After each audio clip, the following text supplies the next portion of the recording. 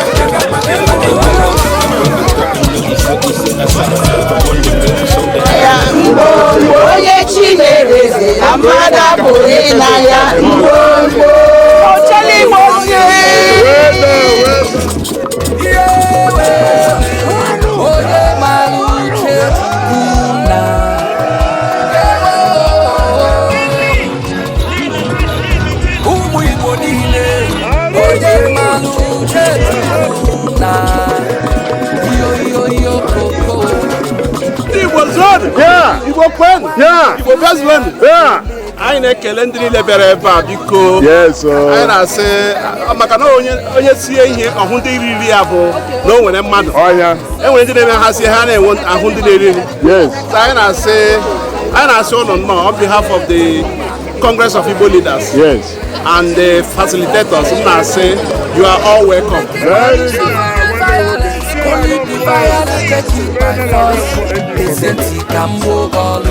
Ịmakwasị oruola mba na-eji awanya maka onye nwanyị ọkpata ego onye abịala nga na-eji awanya ụlọ ike ji nwoke ọrụ asị m oruola mba na-eji awanya maka onye nwanyị ọkpụta ike asị na omenala dịrị ndị na omenala Igbo ga-adị ọhaneze na-ege ntị ndị bụrụ ụlọ ndị ichie ise na ọzọ Igbo landụ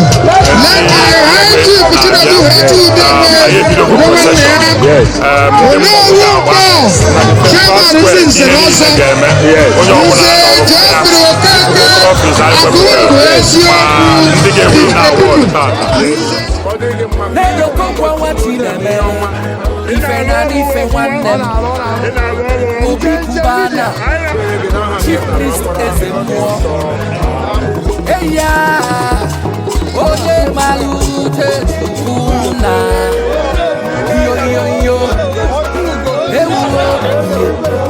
no matter wetin you dey pass through my brother akoluna mutilo makikoluwa mutilo dem go laugh you at last uwa bukoye madu wa judge you if you come by your own imadu wa judge you. Just a hustle and they pray. One day he must pay. Our God do not they sleep. He must answer our prayers. Waiting you go drop, you go find. Waiting go drop, you no go see. Niru kind of guy. I am a guy in the chigazu. ịmakwa shoroela mba na-eji awanya maka onye nwanya ọkpata ego onye uju abịala nga na-eji awanya ewo imoni onye ego asị m roroela mba na-eji awanya maka onye nwanya opụta ike onye uju abịala nga na-eji awanya chei onye mara uche Chukwu nna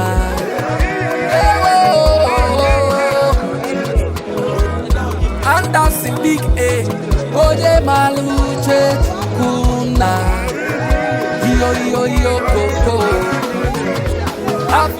have you done odogwu ike nga imo new age nwanne kelere m chipesi Jumbo Abriba Fesson Igiligi Ononando Chireduwaji ikuku abịa Ebigi Nwankwo n'Ọkịja Osanebi Ọtụmba Emeka Otiwa ya onye mara uche Chukwu nna